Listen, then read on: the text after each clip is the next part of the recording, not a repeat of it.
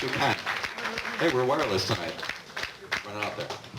So anyway, this is one of my bass clinics. We hang out here, noodle around on bass a little bit, and any question I can answer concerning playing bass or what I do or have done or... Hi. Well, that's okay. I'm not going anywhere. I was kidding about the wireless thing. But music business or making a record or starting a band or whatever, I've done many, many times over the years. If I can be of any help to anyone here who might happen to be in a position I was in a few years ago, driving my 1977 Pinto with the, you know, the fake tire that they put in the trunk that isn't a real trail. Is it donut, as we call it? Driving around Buffalo in the freezing cold like that. Ever since then, I've been through many things, so if I can possibly relate some of that to you and be of help to have you avoid having to drive around on the donut, you feel free to ask, and the bravest person in the house is going to raise their hand first and ask the first question and get us rolling here. I feel it. The bravest individual in here will. Yes, sir. There he is right there, ladies and gentlemen. What has been the biggest influence on your music? Probably seeing my first rock concert was Jimi Hendrix. So that damaged me irreparably, so from that point on. Jimmy was, you know, I was just coming out of grammar school and Jimmy was around, even though I had listened to some other things like the Yardbirds and of course the Beatles before him. But he was a guy that at that point I said, man, I got to do this. Actually, I started playing from seeing the Beatles on the Ed Sullivan Show. And when I saw all the girls going nuts in the audience, I figured, I got to do this. Got to be my kid. So that actually was the source point of a lot of people's beginning in the music business is watching the girls go nuts on the Beatles. So whether they admit it or not, so here, the truth is stranger than friction.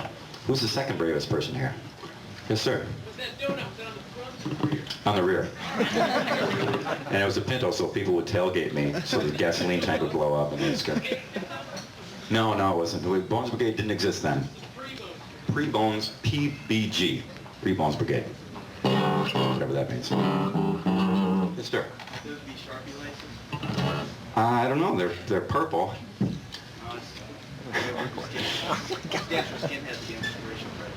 It does, really? Well, okay, and that's not so bad, then. I guess people with short haircuts have a hard time with that occasionally. You'll be able to attest to that, or Oh, yes. I assume. Okay. Yeah. Of course, we don't want any of that. Yes, sir. I see you got your Yamaha bass and you collaborated with Yamaha. Can you just explain to us what Sure. makes that special? Absolutely. As opposed to other basses? Good question. For years, I had a Fender Precision bass. It was the bass I started off with. I had an acoustic guitar that my sister had, and I used to steal it out of her room and learn to play it. And then I got better at it than she did, so she gave up. She said she'd sell it to me for $30, and I still owe her the $30. So it's been about 30 years now. And the accrued interest there, I probably owe her a lot more than that. But my grandmother was living with us in the house at the time. She said, as long as I'm alive, there will never be an electric guitar in this house. Absolutely not. So she died. And with the insurance money, I got my first instrument. True story, actually. We have an RPM meter on our grave right now. I see how fast she might be spinning at any given moment. Thank you, Grandma. But I got my P bass because at the time there was two basses you could have. Gibson EBO or SG style kind of bass, or a Fender bass. Occasionally guys had jazz basses too, but the P bass was the main rock bass. Almost everybody had one. So I figured, well, that's what everyone else uses and it seems to work, so I'll try that. And I did, and I loved the bass, but someone used a Gibson EBO bass one time through my amp, my old Fender Super Bassman, and it had that big fat EBO pickup on it. And so I wrote to Gibson, and I managed to get an EBO pickup from them that was all wired in the harness, and I didn't know how to wire the switch in between the two pickups. So I just added it in with another output. Now I'm explaining on this bass, but this is what was happening on my old Precision bass. So I had to put it on the floor of my living room and chisel away at the thing to get the pickup in there. My mother had to vacuum up the chips out of the carpet later. So we got that in there, and I ran it through two channels, and eventually when I could afford 2 amps, I got a bass low amp, because this pickup here, oops, sorry, is a really low. So that would go through a separate amp, and then all the articulation would come out of the higher pickup. So that helped to separate things out. So as the years went by on this Precision bass, it was chopped up, mashed up. I put the D-tuner on it. I put a different bridge on it. The only actual two pieces left on it that were original were the body and the ground wire, which went from the knobs to the jack. or to the bridge or something. I forgot. I left it off for a little while. There was a little buzzy for a while.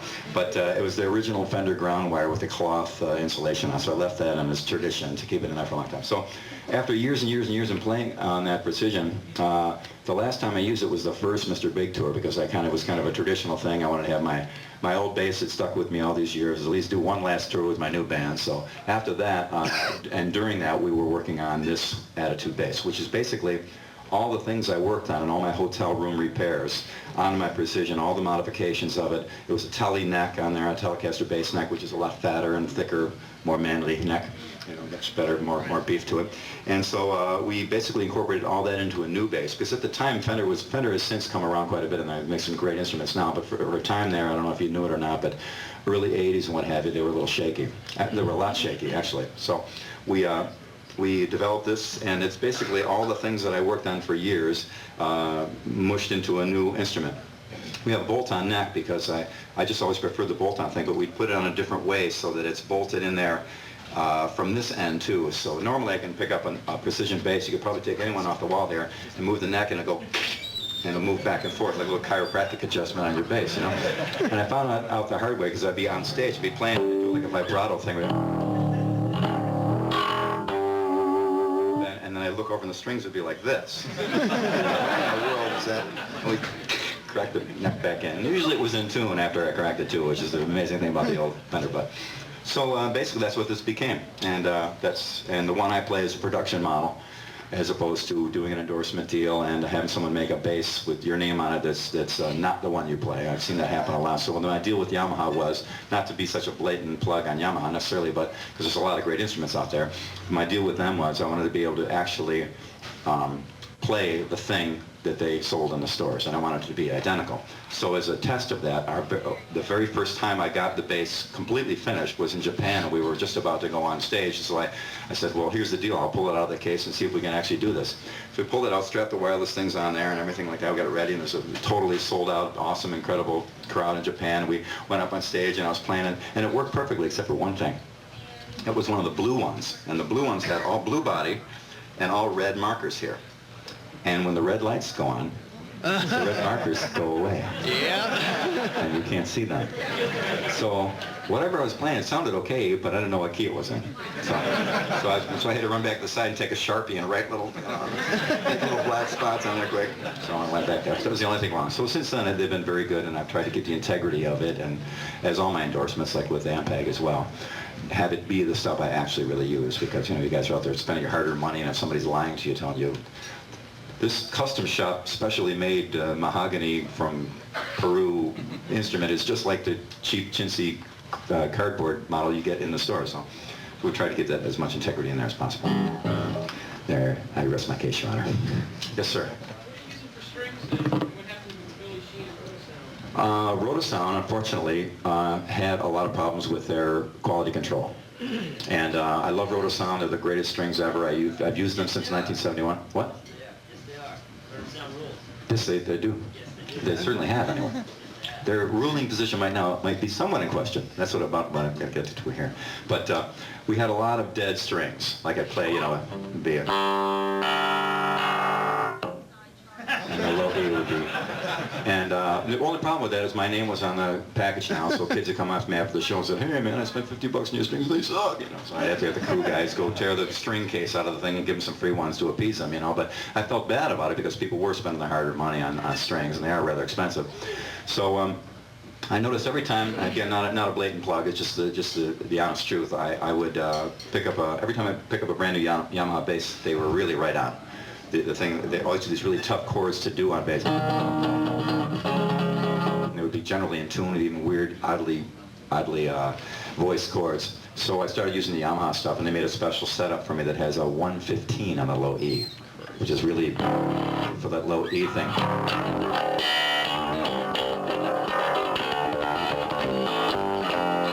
It stays in tune really good. Normally on like a 105, which is the standard Rotosound set. And I made the Rotosound 110, but then I went to the 115 for even a little bit more beef. So it's really beefy. Because normally, even with the 110, you could push it sharp and flat pretty easy. It would be a little floppy. But in this case, with the 115, It's a lot tighter, and you can actually lower the action quite a bit more because it is so much tighter. It doesn't flop around a lot. So that's what. How did they change your G-string? How did again? G-string. Is it still the same? The G-string I did at 45 again. I might make it a little lighter if we actually do a set, but who knows? That remains to be seen. Hey, yeah. What else servo drive you use? Servo drive. Yeah, I don't use them because it's just so prohibitively costly to carry them on the road. Our freight bill, just for our stage gear, no PA or monitors or anything, to Japan is like 40,000 bucks just to get our gear there and back. So What were they anyway? they were this giant cabinet with a motor in it, and the motor would move torsionally and push a piston, which would push these two huge diaphragms that weren't connected to a normal magnet and speaker coil, as a normal speaker is. And this would push air at low frequencies that you couldn't believe. It would suck the air right out of your lungs. And I usually watch people in the front row, and I'd hit the bass pedals, some super deep low fundamental. I had the DBX bass synthesizer on the pedals as well, so it'd get an octave below that. And people would be leaving, just physical discomfort. It was serious. There was some low end on that thing. So that was pretty cool. Yes, sir. With fret buzz? No, I have actually, I have a lot of fun with it, really. Most of my bass, if you could hear it without, it's got a grindy tone to it on purpose because I remember hearing Chris Squire in the early days, you know, would have a kind of grind to it, and it was a rotor sound player as well. And I always liked that sound, so I always try to get it to the point where it lower the action to where it buzzes, and then just pump it up halfway from there so that it's still kind of buzzing when you lay into it. That's the idea, because it's just kind of a grind. Some players don't like that at all, and rightfully so. I know some players that have not one buzz anywhere up and down their fretboard, and it's perfect. And that happens to be their particular taste, and that's cool too. But I've always kind of gone for the buzzier, grindier tone, because it made up a lot more noise to cover your mistakes better. It's very important. Okay. Who else wants to speak to me here? Yes, sir. Why did you and Stevie Vai part? Oh, it wasn't. Steve wasn't the reason why I left. It's David. I didn't say any other reason there was. I didn't say anything. No, it was at the point at that time it was not working like it was when we first started. So we kind of, you know, said a sad goodbye. But hopefully someday we can do something together again. Steve's good. Play again? Sure, we'll play again sometime. Yes, sir. Next one. Any recordings coming out? New Mr. Big is done, and it's not mixed yet, but it will be mixed and out in the first quarter next year, and we won't let you down, I guarantee. Right. That's absolutely same lineup. Eric Martin, Paul Gilbert, and Pat Torpey. You guys roll the Killians, man. Right on. You were awesome, man. Thank you. Here's your $5. No, thank you. That's very kind of you. Back there, a gentleman had his hand up in the white hat, man. He's not looking now. Did you have your hand up? Yeah. Good eyes, huh? What's your name of the CD? We don't know yet. Hardest thing to do is to name the damn thing and get a... That's a good name. We don't know yet. We don't know yet. There's two types of people. Those that don't know, and those that don't know they don't know. Yes. I saw you in New Orleans quite a few years ago. You were professional wrestler. Yeah. I didn't play the song, but I wanted to know what exactly are you playing on the intro to Canada? Oh, yeah. Pretty mean. There's a whole bunch of weird things that actually aren't all that difficult to play. It's just kind of more of an economy emotion thing. There's a... What happens is you hit a note, pull it off, and hit the next one underneath, and they both sound. See how that works? Kind of a natural little... Having the scallop frets actually helps a little bit on that. I got some scallop things here. When I initially did the scallop frets on here, I did it on my OP bass, and again, it was in a hotel room with my Dremel Moto tool with a sanding disc on it, and I put it down there, and Yamaha was kind enough to do it the proper way with an actual real tool by a craftsman who knew what he was doing. So that's kind of like a... I don't remember the whole thing, but I'll give you as many parts of it as I can as you move the other notes around.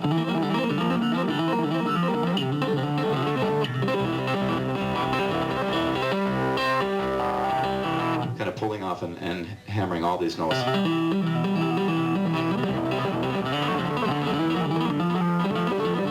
And it's just a mess of notes. I'm not even really sure what the rhythm or tone center of that is. It just kind of flows by. I don't know. It's something that I play without a drummer, so it kind of it had kind of a free. When you have bad time, I guess you call it floating time.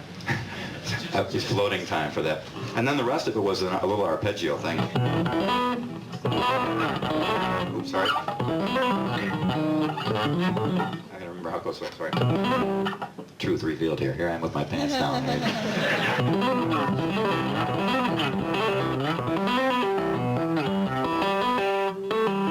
It's a little arpeggio thing. It's just like a...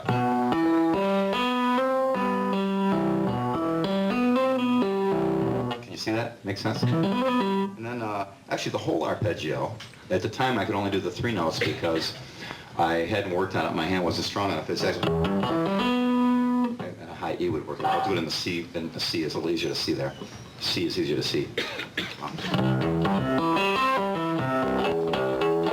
Just a C major chord.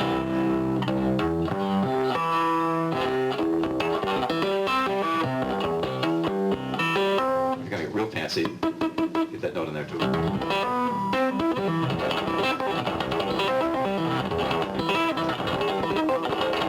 It's a little sloppy, but I'm working on it.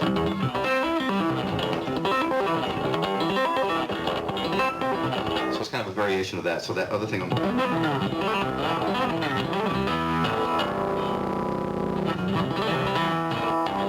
Stacked 5th. For some reason, I don't know why, but 5ths always harmonically work. Greg, you would know better why that is than I do. I don't know, but 5ths doesn't seem like you can hit a wrong note when you hit 5th. So I don't know why. I'm not a musically trained person, so I. The fifths are kind of like octaves. They're perfect intervals. See? Well, 5ths are kind of like octaves. They're perfect intervals. Write that down. Yes. I have a question about breaking into the music business. How do you go about doing that? What is the first step that you take to actually get in the radio, in the music stores and on the radio? First step is to have a piece, is to have something that is a... What if you already have something and you're like trying to break in? Well, for me, I grew up playing in bars forever back in Buffalo, New York, and we had to make our living. Yes, Dallas, there you go. Look at that.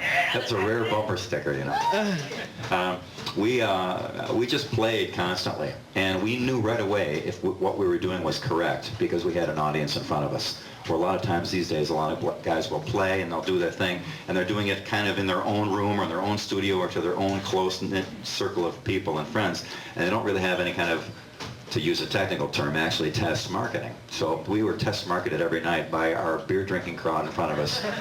We knew whether it was working or not by whether or not the thing if we played a solo too long, we knew the dance floor would clear, so we'd know how to make it a little shorter to make it a little bit more concise. So by doing that, by playing out a lot, you get to understand what it is that people see, what they like and what they don't like. And it can be a great way to find out what you're doing, if it is in the right direction or not. So I always urge people before they go ahead and take demos and things around to go out and play live as much as possible. Unfortunately, nowadays there isn't as much live playing as there was, but there's no reason why you can't be as creative in getting a gig as you are as a player. A lot of times we go into a bar and there'd just be no stage, just a spot on the floor. We'd say to the bar owner, look, we'll set up in the corner. You charge an extra $1 for Tuesday night because it's a dead night for you anyway, and let's see what happens. And then weeks and months would go by and turn into the most popular night of the week there. And if you're from Buffalo, you remember Barrelhead, Dallas Tuesdays. We had a lot of Buffalo people here. But we play there Dallas Tuesdays every Tuesday night at the Barrelhead, and it was their biggest night of the week. It was bigger than Friday or Saturday, only because we worked there when we developed it and we played the songs people wanted to hear. And then eventually we could start sneaking originals in here and there, and the club owner wouldn't mind, you know, because the people were still there and they were coming to see us rather than our song list eventually. And back then there was kind of a formula to that. You'd learn a great song list of all copy tunes that everyone loved. They'd start coming to your shows. Then you start to sneak a few songs in here and there, and then until pretty soon you had like 10% original, 20, 40, 50. Until pretty soon you could do 90% original in a bar. As a bar band with Talus, we were playing. We had 4 crew members: truck, sound, lights, secretary, office, agent, manager, and we had no record deal. No, nothing. We were just playing in clubs. I mean, back in the old days, Marianne was there, she knows. We would just play it all over the place and earned a living like that and paid our rent and, actually had, occasionally 10. I remember I see my old check account books from back then, balance $20, gas bill $7, balance $13, way back when, the pedo days, of course. But it was, and eventually you get to a point where you have so much experience playing live that when you have to do a showcase in front of somebody, if they do eventually get your tape and like you won't fall on your face. When I first went out to LA, there was a kind of a joke going around. We could tell the East Coast bands from the West Coast bands. The West Coast bands would get up and do their showcase in front of all the A&R guys at some place, and a chord would break and you'd hear it. You'd just be there. They wouldn't know what to do, and they'd freak out. And then with the East Coast band, something would break and they'd be like right on, no problem. They go right into the next song and then grab another spare instrument right there. And because we worked for a living and we had to make a living, where the West Coast guys were just doing showcases for a living. So it made a huge difference in the presentation of the product. So anyway, to get back to your original question, there's as many ways to break into the music business as there are people and songs. So the best, most certain thing you can do is get out and create a real desire for what you do by playing live and turning people onto it and having them demand and insist to see you every night of the week. So I know that's kind of a huge thing to put on yourself, but in actual fact it's true. And you can start off slowly and work towards it and create a following. I think Hootie and the Blowfish, I just heard about this, I don't know. I think they were just a local kind of Atlanta. Are they from Atlanta? Around there. and they just kind of played around for a while, and they had a following until somebody from Atlantic finally heard about them, and they went down and saw the band and signed them, and there they are. And who'd have thunk it? Just a bunch of players, no real flashy stylistic thing, just good, great playing and some good songs. Solid melody, exactly. So it can happen to anyone. What was that? Yeah, that helps too. Yes, sir. Your dexterity and your speed is incredible. What kind of exercise do you do to achieve that? Well, thanks. It's again, I hate to belabor this point, but it's from playing live so much. A lot of times we would do 21 nights in a row, sometimes 3 sets a night, or 4 sets a night, and it would just be, your hands would be like, you could crush, coconuts. Without my veins would be popping out all over the place. They're going to pick up any bass. The strings would be this far off the neck, this big around. It's amazing how strong your hands get when you really have to do it, because the amount of stress and pressure you put on yourself to actually play live as opposed to practice. Because I see it happen with myself now. I'll be practicing away and think, oh, this is okay. I think I'm ready to play. Go out and do a gig and suck. I mean, just horrible. I can't. I mean, my fingers feel like this, and I can't. And it's a real difference between the amount of strength you need to play live. So playing live a lot helps that as well. But there are also some exercises. I do, whenever I have my hand on the neck in one position, I try to do all the notes of that position in every combination you can imagine. So it would be something like, sorry, I'm not warmed up anymore.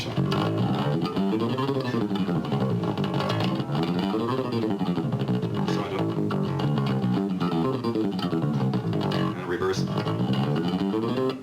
and then in whole steps across. Sometimes you just do the left hand alone, but sometimes something's happening wrong with the left hand and your right hand is covering it. So just do it alone, you can kind of tell if you're sucking or not. And then these two. Can you do another extra thing because of volume with the amplifier, or is it just the dexterity of the fingers? Well, the volume of the amplifier usually helps things be easier. The louder it is, usually the easier it is to play. That's why people usually hate to be told to turn down, because it's going to be more difficult for them to play. When it's screaming and ringing, you can just hold a note and that's a breeze to play.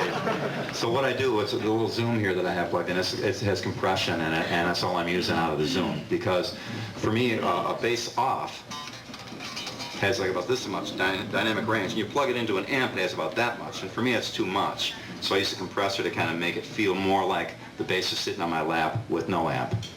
But yeah, there's a million exercises you can do.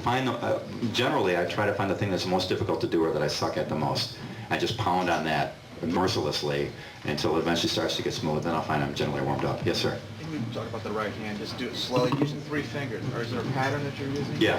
Show me that. Yeah, there's a pattern that I do. It's always this direction, because I figure that's the natural direction of my hands. Because if you're in the dentist's office and you're waiting for wondering if it's going to be a root canal or just a checkup, you probably would be in that direction. So taking that into consideration, trying to use as much normal function of your hands as possible without, again, another thing is the opposable thumb. Having the thumb locked in somewhere gives all the strength to the fingers. I've seen guys that sometimes as instructors try to explain to have like a floating wrist while they're plucking and running across the 100-foot stage with monitors feeding back and people throwing shit at you. The floating wrist ain't gonna work. Ain't gonna happen. Ain't gonna fly. So having it really locked in there and I got the strap bolted down and pressed up against it so it's very solidly planted. And then what happens is generally all that direction. Another secret that I promised myself I wouldn't tell people initially, because I was afraid if everyone knew this, I'd be completely out of business, is I actually play the pickup and I don't play the string. The string is in the way. So what I'm doing is I'm actually just rubbing up against that pickup, a flat, solid, slippery surface, and the string is in the way. Now if I didn't have that, I can do it down here, but it's not as smooth. And a lot of guys do it great without this thing, so it just happens to be a little just my own kind of thing, but I've seen other guys do it, and there's some corroborative evidence that it is actually a worthwhile thing. Stand-up players always put the thumb here, so they have the thumb locked similarly, and they also play over the neck, so they have something underneath their fingers to prevent their fingers from overshooting each time they pluck. Right. And I went recently and saw the Gypsy Kings, and the Gypsy Kings, the guitarist had a block underneath his strings that he was plucking on. But aha, I'm not completely out of my mind. This might actually be a valid thing. So with that underneath there, I generally travel in this direction. Now that's easy when you're doing 3, because it's 1, 2, 3, 1, 2, 3, 1, 2, 3. But when doing 4, you have to cut it differently. And it's a little bit odd. It's similar to doing 4 with, as drum, we go 1, 2, 3, 4, 1, 2, 3, 4, 1, 2, 3, 4, 1, 2, 3, 4, 1, 2, 1 lands in a different spot each time. So on the fingers, you go 1, 2, 3, 4, 1, 2, 3, 4, 1, 2, 3, 4.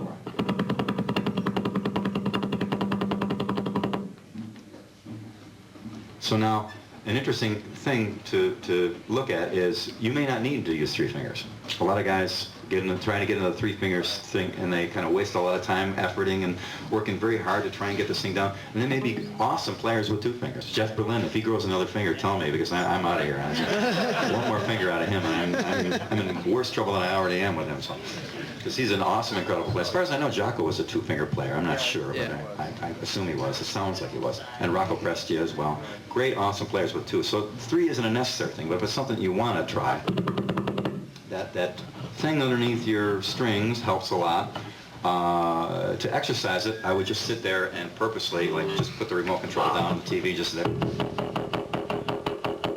Or with a metronome forever. Or with a drummer who's just basically doing a beat, you can just... starts to become kind of smooth. You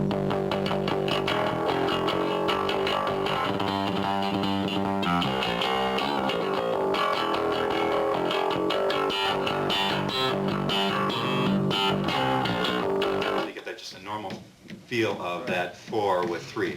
And it's something that I've been playing for about almost 28 years now, so it's something that I worked at for a long time. So a lot of guys come up after playing, like, there's some really wild question. I really had a hard time with my right hand. I'm totally frustrated. I don't know what to do. How long have I been playing? 3 months.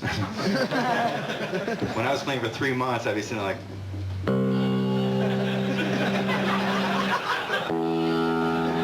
You know, as beginners always have to look at both hands and hit the right string. So give it some time. Yes, sir. With your style of playing, what makes you choose a 4-string who has a detuner as opposed to playing a 5 or 6?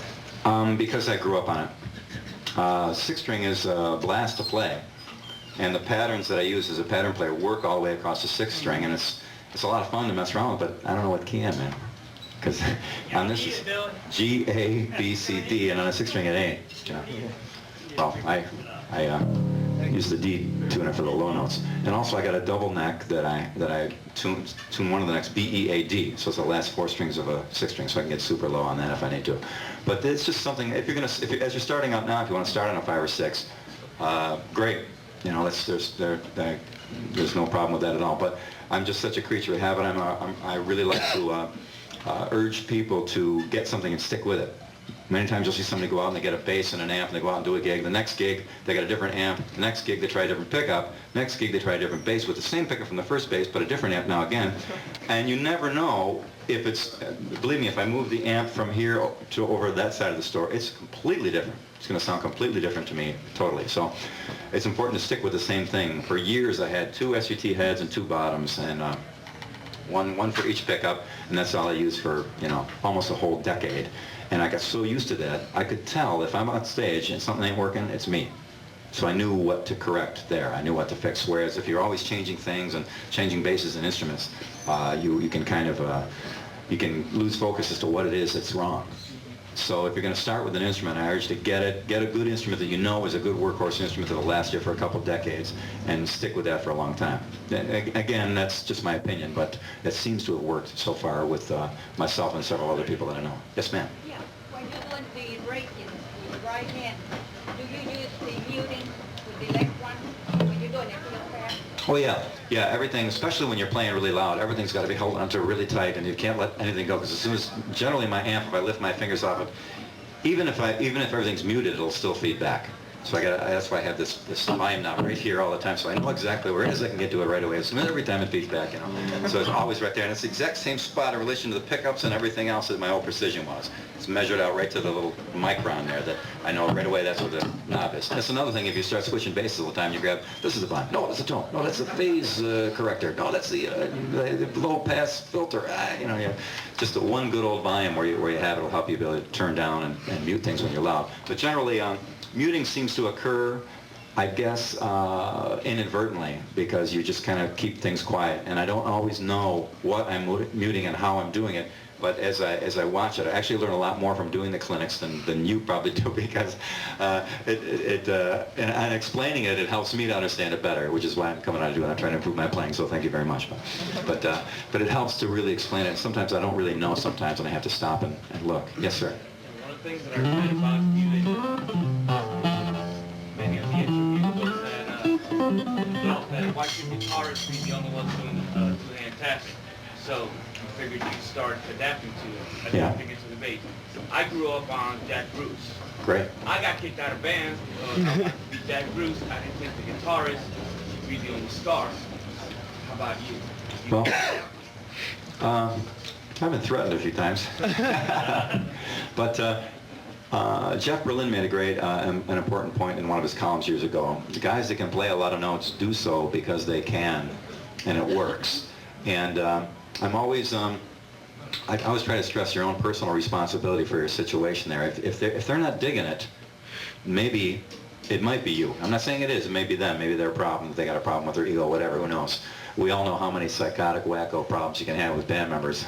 You know, it's one of the. We'd all be stars if it wasn't for everyone being out of their minds completely, right? So, no, just kidding. But Jack Bruce really worked well with Ginger Baker, and he wove in and out perfectly of Eric's lines, and it made sense. And he was a jazz player for years, so he really had a good idea of tone centers and what to work and how to change chord structure around. So he really knew what he was doing. He was really well versed in music and bass, and he knew it really well. So convincing someone that that's the right way or not isn't nearly as difficult as it is to do it, because I've had the good fortune to play with some really good players, and most of them we've gotten along with fine. I played with Michael Schenker. I did a tour with UFO. I jammed with Yngwie lots of times and stuff, and of course with Steve and with Paul and things like that.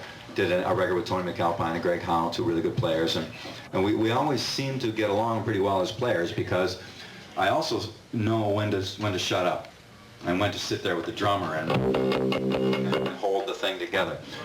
When we do rehearsals now for Mr. Big, I'll take a whole set list, and just Pat and I, just my drummer and I, will sit and run the whole thing, just bass and drums, without anyone else there in the room, all by ourselves.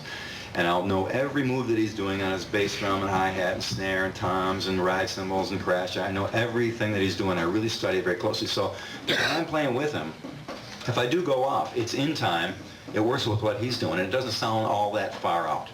So that's one of the things that helps me be able to play a few more notes than what's allowed. Because as you generally know, a lot of bass players just play it.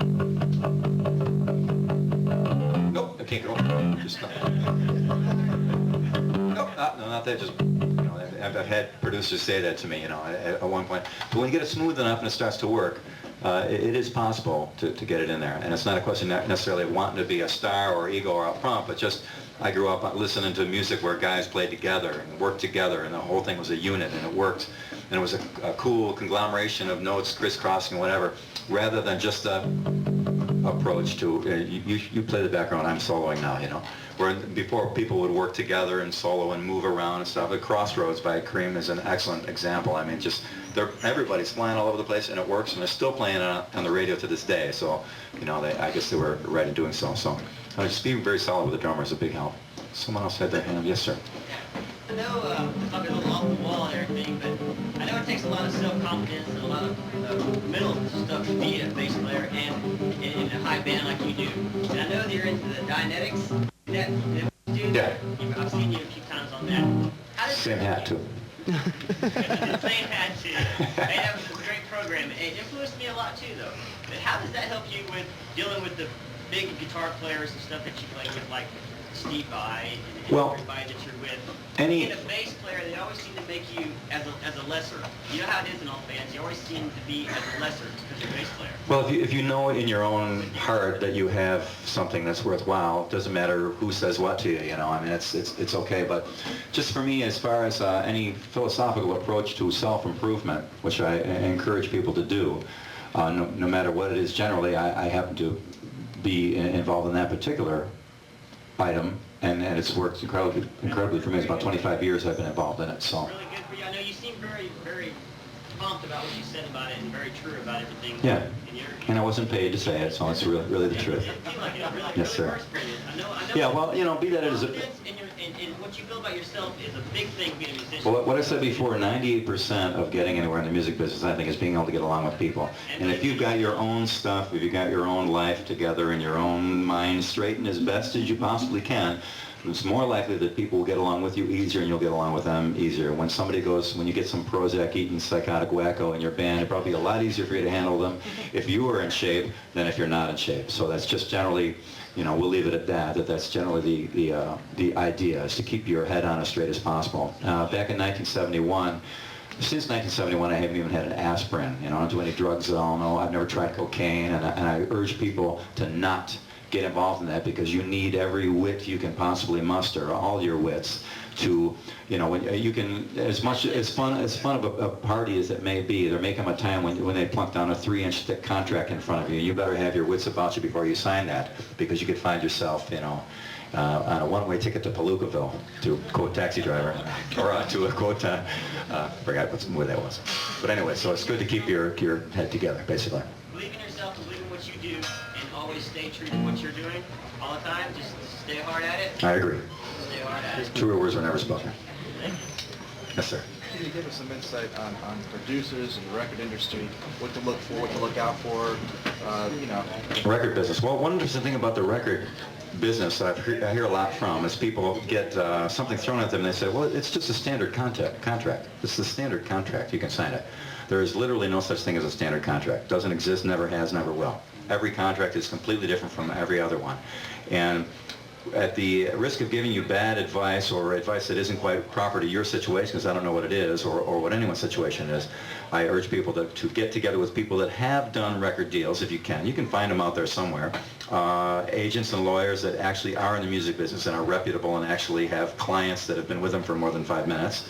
You know, and just find out. There's a lot of Billboard magazine has a listing each year of the Yellow Pages of Rock. It's called. It's a very thick book, and it gives a listing of every A&R guy, every head of A&R, every program director, every station manager, every record company executive and person in the whole music business from top to bottom, and every kind of music you could imagine. And it's a way to contact all these people, and they're not always so busy that they can't take a moment and talk to you, or occasionally they have a forum where you can go and listen to these people talk from record companies and find out what it is that you need to know. Is there anything particularly you're Well, you hear so many things about, yeah, well, this band was just a tax write-off, and Yeah, it's hard to say sometimes. If you have an awesome band that everyone loves your songs, and create that up front instead of trying to go to a record company and using them to get to people to convince them that you got what it make it takes. in your own backyard first. Yeah. You know, again, that's just my opinion. Now that and 25 cents will get me a phone call. Actually, that and 25 cents will get me an operator telling me to put another quarter in. But so that's the value of that. The tough crowd here tonight, I'll tell you. Yes, ma'am. Maybe we'll go to the Springtime. Are you from Japan? Yes. What city? Osaka, great. Osaka Castle Hall. Were you there last time we played? Please don't go to Japan until next May. Say again? Please don't go to Japan until next May because I will stay until Okay. May. I'll make sure. No tour in Japan until next May. No problem. Are there any differences between playing in United States and Japan? Yeah, there is. As you have noticed, being here from Japan, things culturally are a bit different. People act differently. In Japan, being this casual is not as common as it is in the U.S., where things are casual. So people at concerts in America go there to get drunk and party and have a blast. Where Japan, they go to actually watch the band, which is kind of unique, you know. Pretty interesting. There's some drunken, you know, we rarely see. Actually, this year in Japan, though, one young lady did pull her top up and actually was dancing around with no top on, which is very unusual for Japan because we're rather conservative people. So I hope we're not contributing to the delinquency. I hope we're not doing any harm over there. But we love Japan so much, and they've been so great to us every time we play there. Last show we played was we did 3 sold-out Budokans for our last tour. Budokan Arena is a famous place where the Beatles and everybody played. And for the last show that we did, the last song, Pat, our drummer, sang lead. I played lead guitar. Paul Gilbert played drums, and our singer Eric played bass in a Godzilla suit. So we had a blast, and nobody got it either. Why did you guys switch around? Sometimes humor is the hardest thing to translate, but we hope to see you there again. Don arigato. Yes, sir. I heard there was a time that you were on tour with one of your bands, and you were touring with Rush. Yes. And there was a time that you and Paul Gilbert got together and went up on stage with them guys. Yes. Could you tell me? Well, a couple times we went up with Rush. Paul's dream band of his whole life was Rush, so we got to tour with them. He freaked out, and then being incredible guys that they are, really nice bunch of people, like the Rush guys, they invited him to come up on stage and play guitar at the end of one of their songs, which is they normally don't do. But Alex is a great guy, and Paul was so into it, you know, he let him do that. But it turned into a little problem at one point. We did a show outside in California one time, and normally Rush has a thing where the audience must be seated, because they're very conscientious about their audience. They don't want anybody to get hurt, so they had the audience seated generally. Now, the promoter apparently told them a half-truth and said that the audience was supposed to sit down. It was an outdoor gig, and there was no chairs, and everybody's crammed up against the front. And we go out on stage to open the show. The sun is still out. The audience is drunk out of their minds. They've been drinking beer in the sun all day. And all of a sudden, the shit starts flying up on stage. And I was like, oh, great, here we are. Mr. Big is shit thrown at him. So, you know, a bottle and a sneaker and, you know, a piece of roll of paper cup. And, you know, we're just kind of getting through the gig. Thank you, good night. Whoosh, out of there. So, okay. Well, I'm sure Rush won't get anything thrown at them. I'm sure of that being up there. I mean, you know, there's no way this audience would be so disrespectful to throw anything at Rush, you know. So they went up there, and we were wrong. These drunken clowns were throwing everything. I remember seeing Alex's guitar in the spotlight, and the bottle hit the neck and bounced off. And so they were pretty pissed off about it, you know. So we were going to go out and sing that night with them again too. And I don't know what possessed me to do this. I apologize for offending anyone's sensibilities, but I had a few beers and whatever, and I this is embarrassing to say, but I went out there and I decided, I don't know what made me do this, but I took a banana out with me and I put it in my pants, okay? I'm pretty stupid, but you know, have you ever done anything stupid after a few beers? Probably, so, you know, let me off the hook on that. So up there and I'm singing, you know, with Getty, and he's right there singing with me. Hey, baby, it's 1:45. Is it 3 or 8? 8. 8. Hey, baby, I never knew it. I was at 3, 8, 8, 3, and I never knew it. So, hey, baby, it's 1:45, and I just reach and slowly grab the banana, and now I'm in front, everybody's crushed up against the thing, and pandemonium is broken out everywhere. So I lightly, easily lobbed the banana underhand, lightly and carefully as I possibly could, out to the crowd, figuring I'll never see that banana again. Just toss it out there, easily, light lobbed, underhand, slow motion, twirly, this land. And we're singing away there, and I go to think, and I go back to Getty, and I'm thinking, I completely forgot about the banana at this point. All of a sudden I turn and I look at Getty, and Getty caught the banana right in the face. And it was dripping down his face, because obviously in the crowd it got all mushed up, and it was dripping down in pieces off his face and everything else. And I'm singing, looking at him, thinking, we're going to get thrown off this tour for sure. We're dead now. So So I went in the back and I told the guy, oh God, the guys in the band are going, oh my God, we're in trouble. The banana threw that hit, that was my banana. So I thought for sure we were doomed forever, you know. And so the band comes off the stage, and one of the guys that works with them, I said, hey, I got to go tell Getty, I feel bad. There's a banana. He goes, don't say anything. The band is really pissed off. They're having a meeting with the promoter, and I said, don't even tell him. Don't even tell him it was you. Oh, great. I'm going to look like a complete wimp that I wimped out and wouldn't tell him that it was my banana, you know. So finally hours go by, and then finally the meeting that was in there with the promoter and the band and everything, they came out and they're sitting in it. Getty was like about 20 yards away from me, and I think, I gotta go tell him it was my banana. I feel terrible. You know, the nicest guy in the world gets hit with my stupid banana trick. I felt horrible about it. So I'm standing there and I walked a little closer. I was gonna walk over and say something else, and Getty goes to me, hey, banana man. He knew it was me the whole time, so it was just a big wind up. But the guys in Rush were really nice to us, very great. And if they can survive getting hit by a banana and still not throw us off the tour, and it says a lot about them. So there you have it. That's my Rush story. Yes, sir. Yeah, what happened was I had an interview with the bass player guys, and I said casually, yeah, maybe someday I'll do this, possibly, if there's time. And the Sheehan plan solo. So, but eventually, well, actually, I'm going to do a thing after. I'm going to record it when I get home. I'm going to do a project with a friend of mine, a keyboard player named John Novello, who's a Hammond B3 expert. And I want to do, I love B3 because I grew up with all these bands that played B3 so much. I'd never been in a band with one, so we thought, I heard him play it. I just wanted to play some instrumental stuff around with him. And we needed an awesome drummer, so we got Dennis Chambers to play drums. You and Steve to play with it? No, no guitars. No guitars. That's right. No guitars. So it's going to be bass drums and B3, and we're going to call it Niacin, because niacin is vitamin B3. Yeah, yes, sir. They asked about, you said you played with Malmsteen and Vai, like how do they compare personality and playing wise? Quite differently. Quite wildly in comparison. And I've always said that if you can get the two of them to jam, it would be a super band. You wouldn't need a vocalist, but who would you get to play the drums? Gee, I don't know. Neil.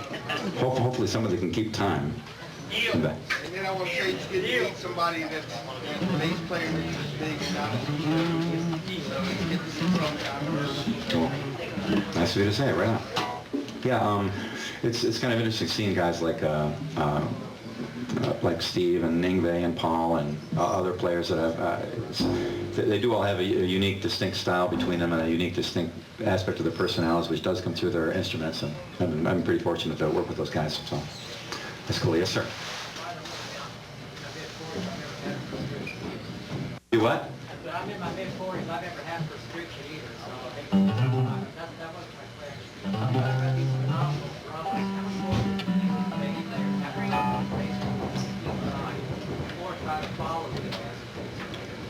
It's of vital importance. I worked one time for a few months with a guy that we played Freeway Jam by Jeff Beck, and while we were doing it, he would occasionally do a drum fill. So he'd be playing like, and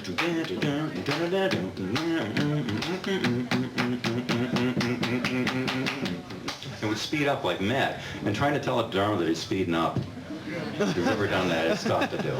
No, I'm the drummer. How would you? You know, so all right. So we actually I played with him for a while, and eventually I would just be going. I'm just gonna do a lick. I would just go 2, 3, 4. There's one right there. I figured out from there. So, and it really can affect your playing badly because I've been fortunate enough to play a lot with drummers that have pretty good time. So it's kind of rubbed off to some degree on me. So whenever I play with somebody that doesn't have good time, it's painfully obvious. But I really urge bass players to not only learn drums as a player and play with them, but also maybe occasionally pick up a set of sticks and have your drummer show you some stuff. The more you know about that instrument, guitarists as well, the more you know about that instrument, the better off you'll be. Most good guitarists I know are pretty good drummers. Paul Gilbert can get up and jam like double bass drum the whole thing with a band, you know, and Ed Van Halen's a pretty good drummer, and a lot of guys that have a really good command of their instrument tend to know drums really well, so I always urge people to get to know that instrument really well, because it is really the foundation instrument of a band. When I go see a band, the first guy I watch is the drummer all the time. And if the rest of the band sucks and he's awesome, I think the band is good. You know, I'm completely fooled by it each time. Yes, sir. How was it working with David Lee Roth? Great. No, it was great. Dave gave me the biggest break of my life, and I'm forever indebted to him. Though towards the end, after the Skyscraper record, it wasn't the way it was when we first started. You know, hey, the guy had a vision, and it may not have been the vision that anyone else had, so, you know, if he would have been right, he'd be the king of the world today, and we'd all be buying his records. Did he limit you with speed by? What? Did he limit you a lot with speed by? Not on the first album at all. He wanted us to go, more of that, more of this. Do this shit, come on. You guys know that. Think about it. Steve Vai, Billy Sheehan. I mean, It's Sheehan. It's Sheehan. It's because if it was Sheehan, it would be Johnny Carson and Ed McMahon. Just kidding. Yeah, behind him there, can I? I just see the present status of hard rock and metal going into the state of the decline for the past few years. Well, it looks pretty grim right now, I admit, because there's a lot of change going on. But I think it's a good thing that that change is occurring because as musicians, we've all been playing to each other for a little too much. We've got to kind of play to an audience. And I think that's the kind of thing that a lot of us lost sight of. When I put Mr. Big together, people put me down because we weren't a total shredding metal band. And they were kind of pissed off at us because we weren't doing that. And I said at the time, you know, we really want to have a band that's dependent on songs and plays music to people. If there are musicians there, great, because they're our buddies too, but they usually get in free anyway, so, you know, they're not helping us out, you know, and they're usually out there all like that anyway, you know, the whole night, so, but it's important for us to play to people, and I think that's why a lot of bands that are out now that may not be the most amazing players by any means, or may not even be in tune, but at least they're striking something in common with the people that are in the audience, and I think that's important for all musicians to realize that that is the reason why you're up there. Not so much to be technically perfect, because classical probably is technically perfect. Rock and roll should be probably the other side of the spectrum. Did you have something else you wanted to ask? Yeah, is it still the same in Europe, you know, Japan, like the older, late 80s? They still come out? Well, in Japan, we outsell Pearl Jam, I think about 20 to 1, literally. Literally 20. So that's, and you know, that's just a matter of taste. You know, I certainly have nothing against that band. I actually kind of like them, but you know, it's just the phenomenon. And they don't, in Asia and in Europe, they don't quite get the grunge thing like they got it here, because they're wondering all the time, what are you guys so mad about? You're making $1 million and you're up on stage and your record's the #1 on Billboard. What could possibly be so bad? You know. So yeah, back down the white hat again. European audiences have a definite real regard for the root and foundation of where all this came from. A lot of blues guys can go to Europe and they couldn't sell at a phone booth in the United States, but they can go to Europe and do serious business and sell tickets and sell records. They can. I don't want to blame MTV, but... Blame them! So MTV has divided everybody into these little factors because MTV is a real marketing tool, and you have to understand, even though we all may have been sucked into watching it at one point or another, realize that it is kind of a tool, and it is a tool to divide people up into just this kind of rap, just that kind of rap, just this kind of alternative, just that kind of metal, just this kind of that, and that way, when they're isolated, it's much easier to do market research on them to determine whether they're Diet Coke, Diet Pepsi, Nike, or Reebok, and that's actually the purpose of MTV.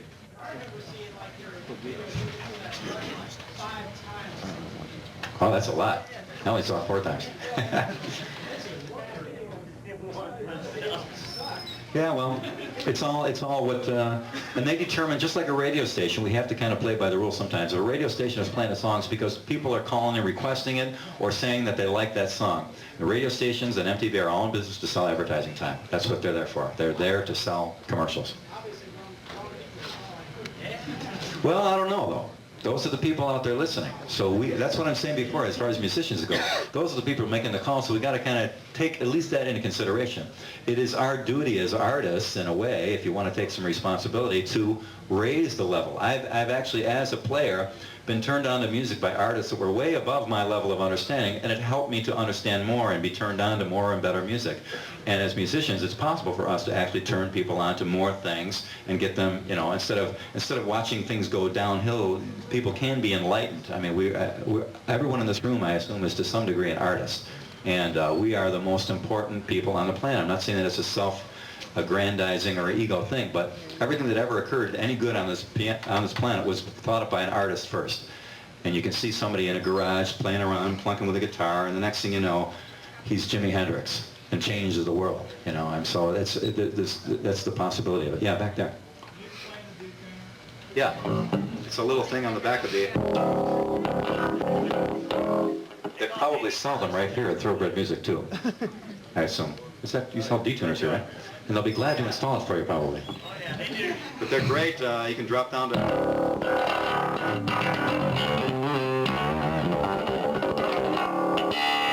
Right into and then break. Right back up again, it's a two. You have a decent enough bass to hold it. You had talked earlier about using both pickups live on stage and the compression. I was wondering what technique or techniques you use when you're recording your bass down for track. Actually the same thing. The amp is set up and it's mic'd just as it is normally. We also split from the pickup a little direct box so you can have a direct sound. But that sound itself is also compressed. So just because generally that dynamic range you get right off the pickup of bass is just too much. Now that's only my own taste. Some people may not want to do it that way. Some guys can get an awesome sound going direct to the board.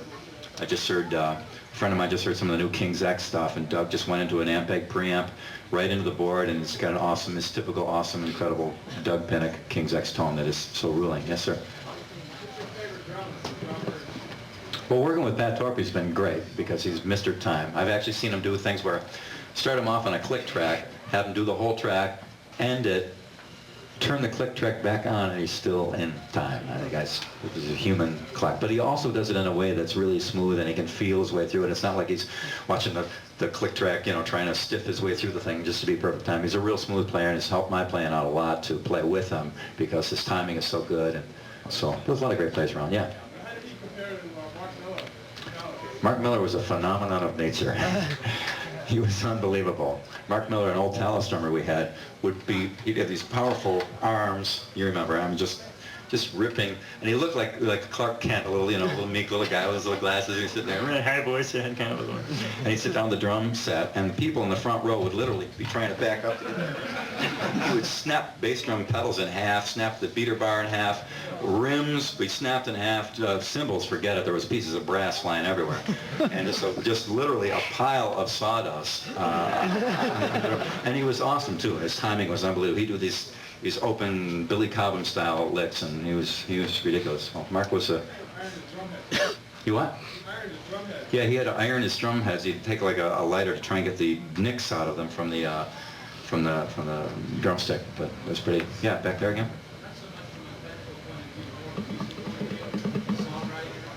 Yeah. Well, I don't know. It's probably playing more appropriate. Sometimes more is appropriate, sometimes less is appropriate. But have a better understanding of what works where better. And coming from a copy band, I know sometimes everybody looks down their noses at the copy bands playing in bars and stuff like that, but doing that for a couple of decades really helped me understand verse, chorus, bridge, solo, chorus, out, why they do it like that, why it works, how you transition between them, just by playing other people's stuff. I've seen guys that are original players and all they do their whole life is play original music, and they can't jam, they can't play. I mean, I've actually said, okay, hey, 1, 2, 3, and they're lost. Where with Paul Gilbert, you go, that's right in there. We all, you know, knowing songs like that are a lot of fun to play and really get an idea of how other bands work. So I try to urge people to learn stuff, you know, learn songs, and because I think the best writers came from heavy copy bands. So the Beatles were a total copy band for years in German clubs, and their first album is half copy tunes. Twist and Shout, there's Mr. Postman. What? First 3 albums. Yeah, a lot of copy stuff, and they gave it their own kind of move, and it's really important, I think. And Van Halen was a total copy band for years. I got tapes of them playing, you know, all kinds of this, almost identical to the Tallis set lists, ironically enough. It's funny. But it's a good idea to go out and learn as many things as you can to really help your songwriting as well. Yes, sir. Can you take something from your upcoming album and put a few lines from it? Maybe one of my favorites. I'd have to go back and relearn it.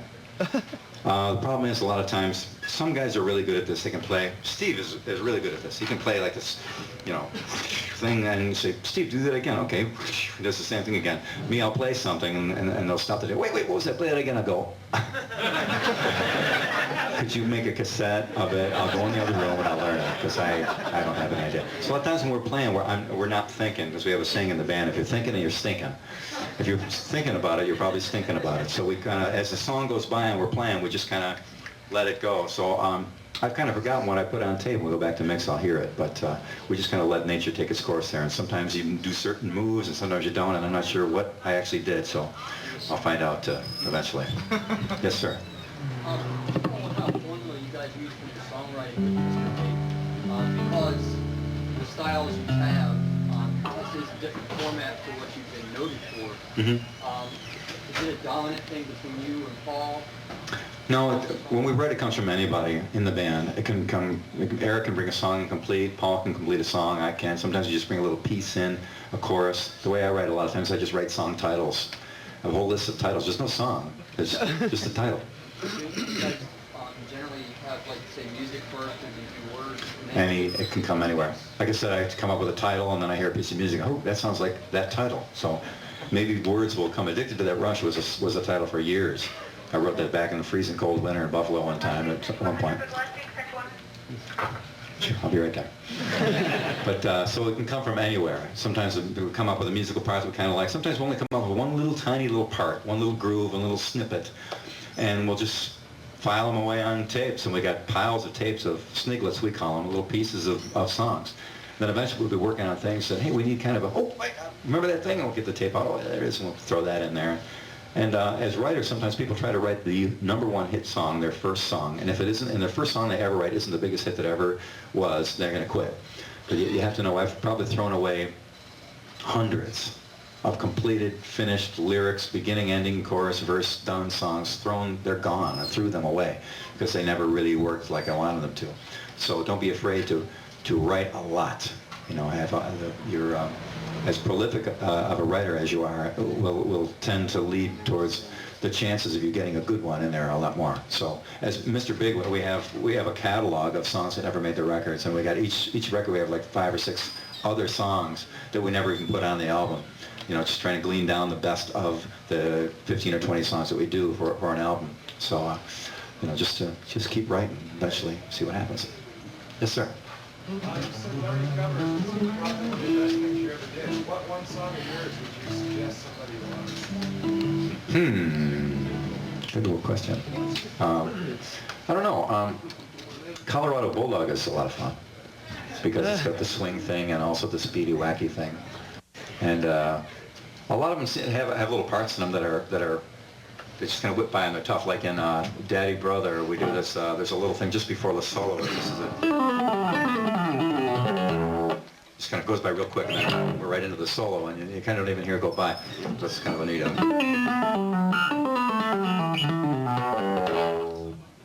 So just learn that one, and then no, Mr. Gone is another tough one. It was weird because I got to play the.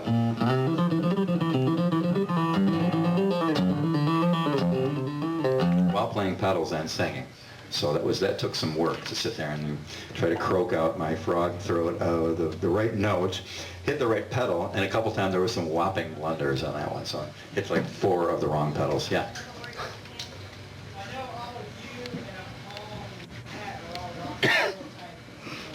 Dudes. R&B. Yeah.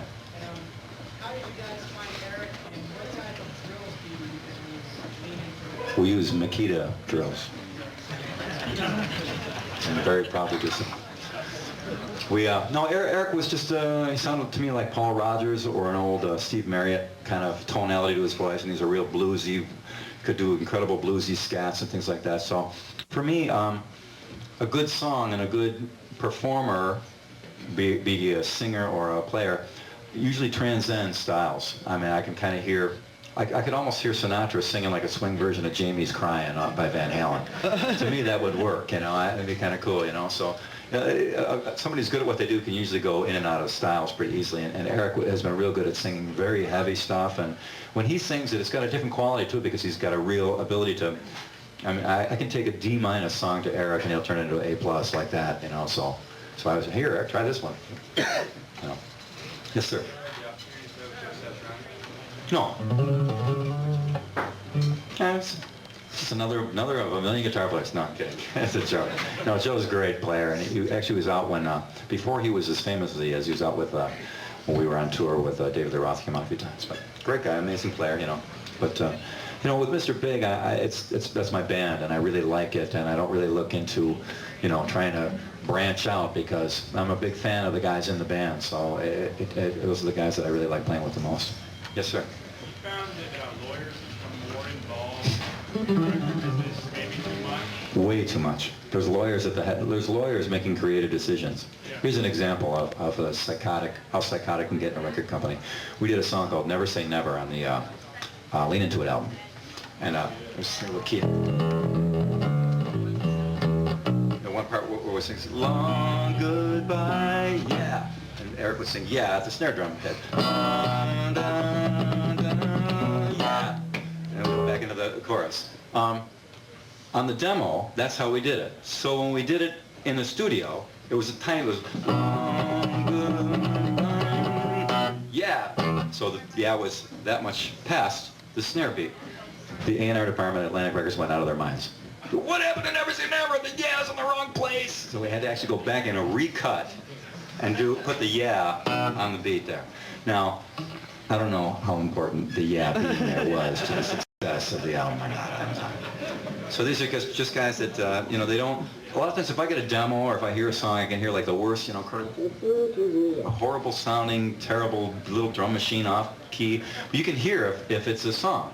Where A&R guys, they can't. It's unbelievable. I mean, I can hear when I hear a cruddy little piece of music, I can hear it with the big old drums on there and the full sound and the hi-fi version of it. It automatically plays in my head pretty easily, where A&R guys can't. You'd think somebody that was at the purse strings of don't get me started. The only reason why I ask is the old band's up north, I'm from New England, and we used to showcase, hey, you guys are great. Where's your lawyer?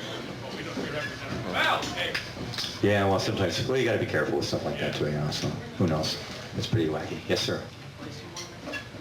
Yeah. Oh, I'm working on an Andy Williams version.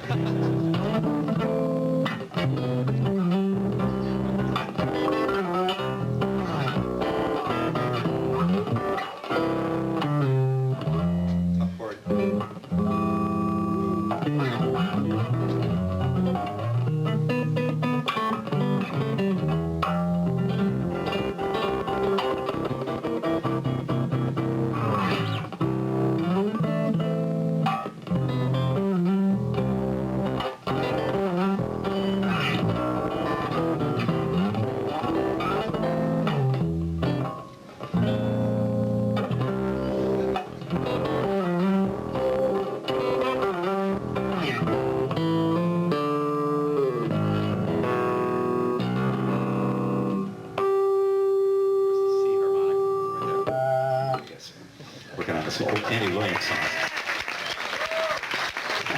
See, I talk so much, I lose my warm-up and I can't play anymore, so sorry. But anyway, yes, Marianne. When are you coming to New York to do some shows? I don't know. Last time we were supposed to go to New York, Eric hurt his knee and had an arthroscopic thing in his knee and everything, so. We miss you in New York. Oh, I miss New York too. We will be there, I promise. Yes, sir. What kind of advice do you give my 6-year-old daughter to start playing? Listen to your dad. Now she's hitting him on the head. Atta girl. Future Courtney Love, I guess. No, sorry, I wouldn't want to waste that on her. Yes, sir. Is that Mike? Hi, Mike. How you doing? Just years ago, I used the Ampeg 810s forever. And I got away from them because they went out of business. So now that they're back in business, I started using them again. I'm just really used to them. It's a great cabinet. Again, not to be a blatant plug on it, but this is just the truth of it. The each two speakers of the A10s is in its own cabinet. And they're little airtight things, so when you play them, they're really solid and tight, and they're They sound good and they're unbelievably loud, and they're not too heavy to carry. I used to carry the 2 SVT heads at the same time, one on each hand, up and down the high school stairs playing a high school dance. You know. That's why my arms are like this long. You had your hand up? How'd you change the electronics on the bass? It's all passive. No, I mean, you took out the high-low switch and... No, on this model, we don't use, instead of the high-low switch for this pickup, take your secretary. It's this now. Okay. There's one little switch in there. We'd always get the steady stream of dripping sweat. One more spot for it to leak inside. When I'm playing, usually it's a steady stream coming off there, so the low E string is always by the second half of the first song. It sounds about like that. But I went with all passive because even though the active electronics are probably superior and hi-fi and wonderful and infinitely variable, whenever you're on stage and the monitors are feeding back, or some girl gives you the finger, or something, you know, you trip and fall, something's not right. In the back of your mind is always the burning question: is it the battery? Did I change the battery? Okay, I changed it, but it was a new one, but maybe it was a bad new one. So you never know. So it's one more thing to drive you out of your mind while you're on stage, so I eliminated it for doing. Yes, sir. Think about phantom power for a guitar.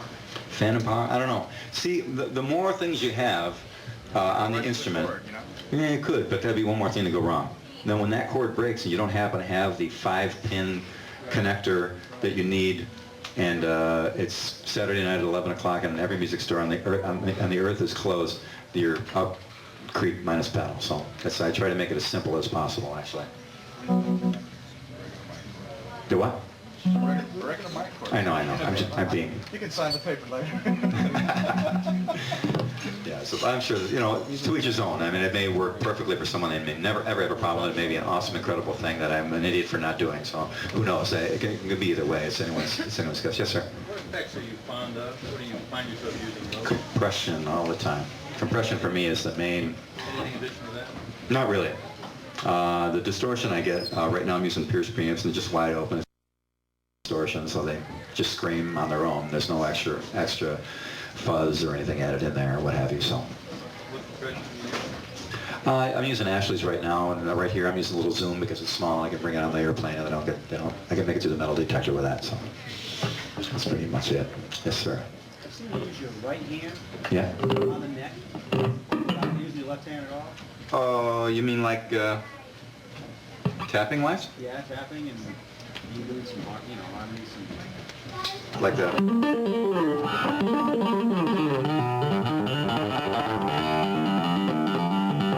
weren't even using your left hand. You what? You weren't even using your left hand. I wasn't even using the left hand? Wow. I wish I would have been there that night. It's on your video. Really? Yeah. What in the world was that? I can imagine there's some things you can do. Oh, I know what you mean. Yeah, that's just kind of, a lot of that stuff just kind of, I don't know where I am when that's going on. My body's on the stage, I don't know where I am, and it's just, and I see it later and go, oh, what in the world was I thinking? So it's kind of... We don't miss that good stuff. Wow, good, very observant. No, I, a lot of times live, the moment can take you. I've been on stage and be playing away, and I notice, God, my bass is sticky for some reason. I'm looking, no, it's blood. I'm bleeding. I'm profusely. And you don't feel things on stage. I've gone on stage and just mashed pieces out of myself and getting hit and all kinds of things, and you just don't feel it. So it's kind of another world up there. So sometimes, as a player, things happen, and if anybody's guessed, I'm glad I don't have to go back and repeat the performance exactly, because I don't know if I could all the time. But it's just one of those weird, wacky things. Did you have your hand up? No. Yes. What's the biggest thrill? What's the what? Biggest thrill. Looking back. Well, finding out we had a #1 single was pretty amazing. Yeah. That was pretty awesome. Actually, really one of the biggest ones was when I was a kid, I grew up watching Johnny Carson, The Tonight Show. On The Tonight Show, I thought, man, I'd love to be on The Tonight Show someday. It was so great. But fat chance some bass players going to be sitting in chair #1 at The Tonight Show. Yeah, sure. So sure enough, we went on The Tonight Show once, and we did a song, and it was cool, and it was when Jay Leno was taking over. He came over and shook our hands, and the curtains closed down. That was it. So we went back again to do another song. They let us do 2 songs, and then in the dressing room, in the back, in the green room, when the girl comes back and goes, Jay wants you guys to sit on the couch. Who's going to take chair #1? And the whole band pointed to me, So there I was, chair #1, Tonight Show. I couldn't believe it. I sang. I gotta like take a picture of that video and like send it as a Christmas card to people that don't believe me. I swear to God, but it was unbelievable to be in that spot. It was really amazing. So, yes, sir. All the years on stage, you ever use ear protection? I'm sorry. Ear protection. I get them every time with that one. No, actually, at one point I was playing with two SGT-10 810 cabinets on top of each other lengthwise, so the thing would be blowing right into my face. And generally now I have the 15s on top of my 810s, and they're right at ear level, and they're pretty loud. But so far, it doesn't seem to be too bad. I seem to be okay, you know. So a few more years, a little more calcium deposit. But I always remember to this day the engraved or the painted on little warning on the back of the SVTs. I don't know if it's still on there anymore, but when you first got them back in the 70s, it had a little warning, like Surgeon General's warning on cigarette.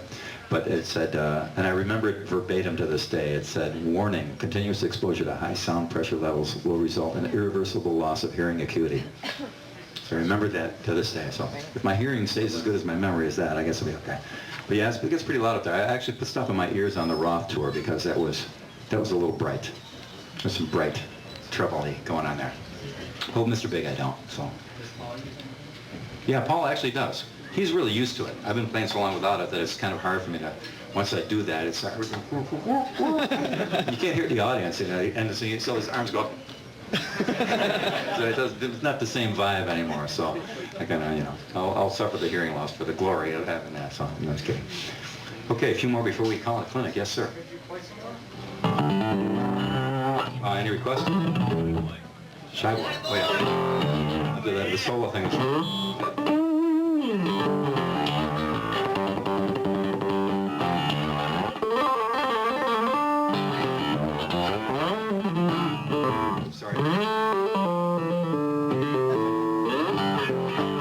Showmanship is very important sometimes. Elephant goes.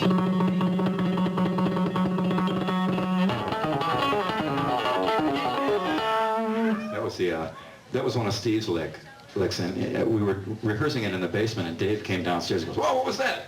Steve goes, "Billy, you do that with him." What? So, okay, Steve, show it to me. And so eventually I finally got it to be smooth enough to get it. Yeah.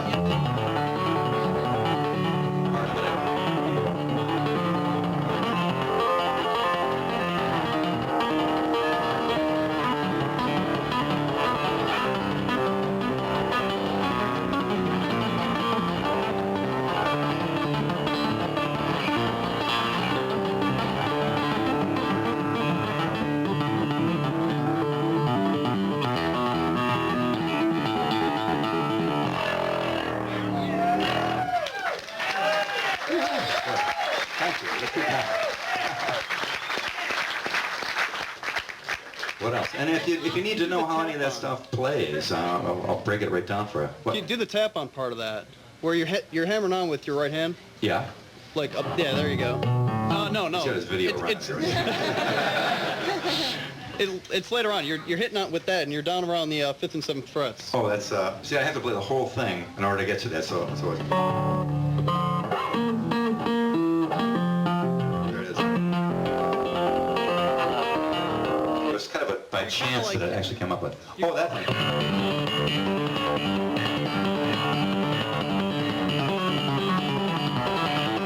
It was kind of a variation. Later on, we did the. I'm not sure if it was after or in front of the Van Halen tour that we did, where Eddie did the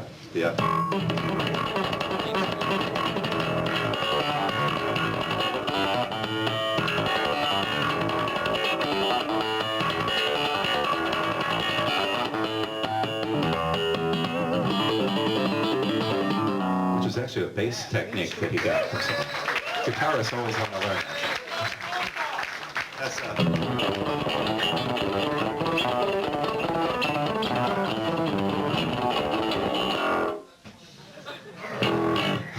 first time we did it in Japan, we played in Sendai. I think was the first city we played that. Oh, here goes my ride anyway. And we broke down to the crowd was so loud we couldn't even hear that. So it was a way to turn around and look, Pat, where's one to the... So it was complete panic for that. Yeah. The part, it's a harmonic part in Blame It On My Youth. What exactly? Oh, that's... It's that one? Yeah. It's pinch harmonics. I saw Billy Gibbons play with ZZ Top, 1974, New Year's Eve, opening up for Alice Cooper $1 Billion Babies tour. That was a New Year's Eve in Buffalo, New York. And I remember seeing him. Oh, holy cow! Freaked out that was actually could play. Future possibilities are. And I went home and I remember that.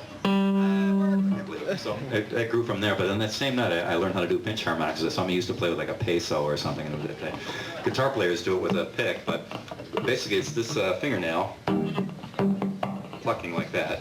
About the 5th gig of a tour, this fingernail starts to come off too. It's wonderful. You don't feel it on stage as much as you do afterwards.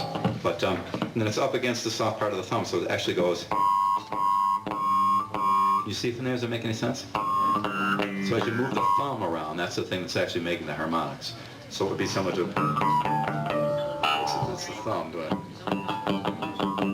Yeah, so so when you pluck it with your fingernail, so now when you're playing...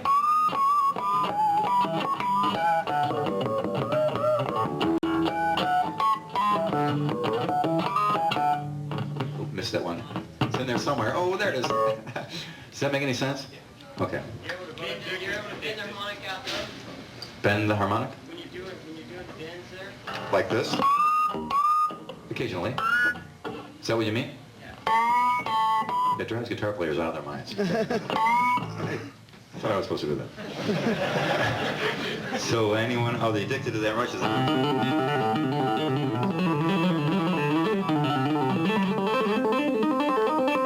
As slow as... Getting all this on video.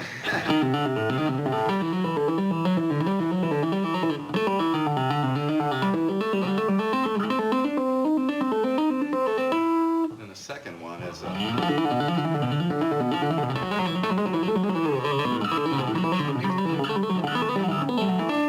that's slow as... If I can do it slow, probably not.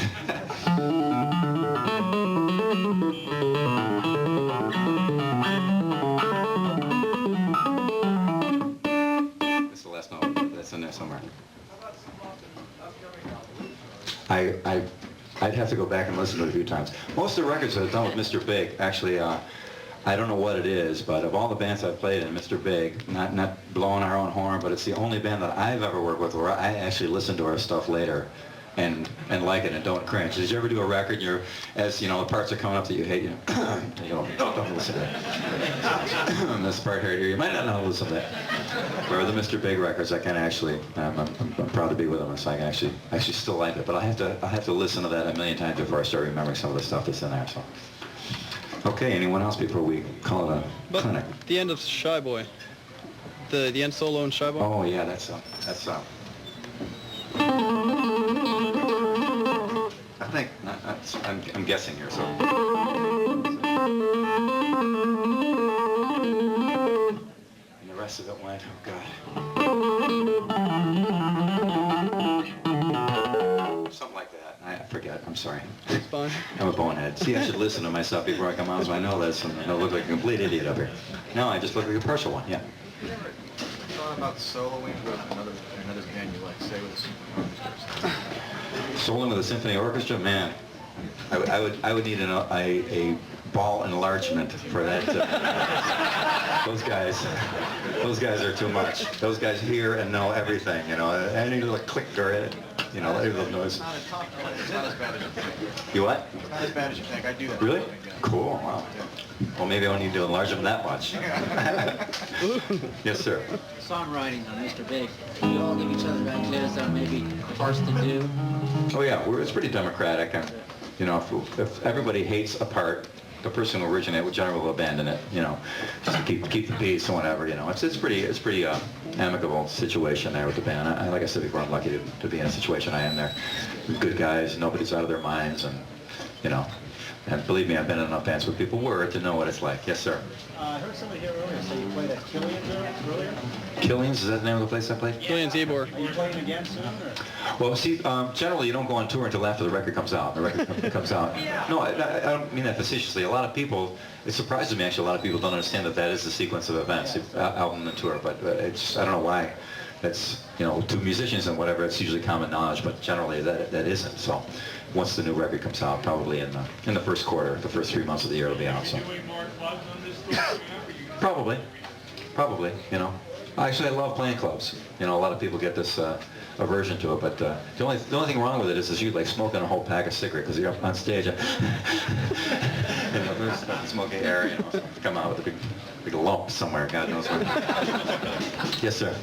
Do you practice just a lot on what you do, or do you practice any type of theory with all your theory kind of stuff? I don't know any theory kind of stuff anyway, so. You just kind of do what you do. Yeah, mostly by ear. I'll sit there and learn. I used to learn Bach. What you do, but you don't really like study anything No. or anything like that. Just listen a lot. Just listen a lot. Paco de Lucia a lot. He's my most awesome musician in the world, and just generally stuff that I don't normally play as a member of Mr. Big, I listen to a lot because it kind of helps me break out of a rut that I might be in at some point. By listening to Sinatra live at the Sands with the Count Basie Orchestra will definitely give you a different point of view on life than you will get listening to Slayer. Opinion about somebody that would study a lot of it. Is more to get into yourself than what you play. It's every individual is different, and what works for you works for you. That's why if there's teachers here or people that get lessons, sometimes teachers can be a great help, but sometimes they have to realize that, you know, that everyone is a unique individual, and you have to kind of follow what works for you best. So maybe as a seat-of-the-pants player, that's your real forte, and you're good at that. Some guys can't do that. No fault of theirs, and there's no shame in it at all. That's just not their thing. And so they learn by reading and various other things. So that's perfectly all right, too. Yes? CDFF. Compact disc fast forward. What song is it? Thank you. It's Lucky this time. yeah, lucky this time. It's Addicted to That Rush, fast forwarded on a CD. Now we thought everyone figured that out instantly. CDFF, oh, I don't know what we mean. But we actually had somebody, I don't know how many young people we have in here, I don't want to offend anyone, but actually thought it was, CDFF was Can't Dance, Forget Fucking. So, I don't know. That's easy to remember. That is easy to remember. And actually, now that I think about it, maybe that is what it means. So anyway, in conclusion here, I guess we're going to sign some stuff, and I don't know if do you have stuff to give away here also, or we're just, no, sorry. Sorry, no. Okay, here it is. Anybody done? No, but I just want conclusion to thank you for coming out and coming to my seminar. I hope anything I had to say wasn't too long-winded and was of some help as far as your playing or careers or whatever goes. And I want to let you know also that as tough as it can be out there as a working musician, which most of you are, and as tough as it can be to get anywhere like that, that it is possible. And there's no reason why anyone in this room can't make it totally right to the absolute, complete peak realization of every dream you ever had.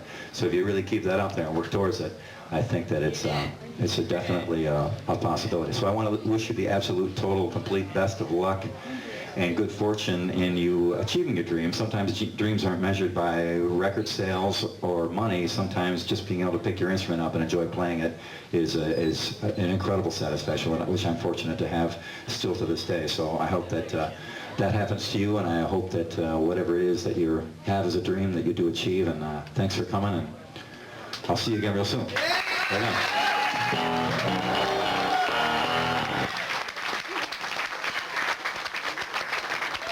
We're going to sign some stuff if you want, so.